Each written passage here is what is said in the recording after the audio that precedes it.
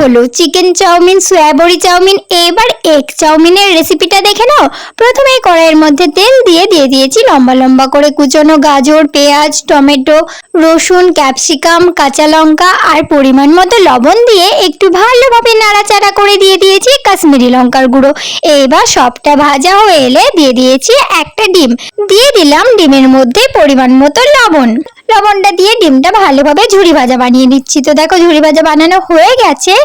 এবার ভালোভাবে সবগুলোর সঙ্গে মিক্স করে দিয়েছি। এখন দিয়ে দিচ্ছি আগে থেকে সেদ্ধ করে রাখা চাউমিনটা দিয়ে একটু ভালোভাবে নাড়াচাড়া করে দিয়ে দিলাম সয়া সস আর দিয়েছি টমেটো সস। এইবার সবটা ভালোভাবে মিক্স করে নামিয়ে নিলে ব্যাস খাওয়ার জন্য রেডি। আর এখনো যারা আমার চ্যানেলটিকে সাবস্ক্রাইব করোনি ফটাফট করে দাও, তোমাদের একটা লাইক একটা সাবস্ক্রাইব আমাকে ভিডিও বানাতে অনেক উৎসাহী করে তোলে। তো আজকের জন্য এইটুকুই গাইস, দেখা হবে পরবর্তীকালে একটা নতুন ভিডিওতে।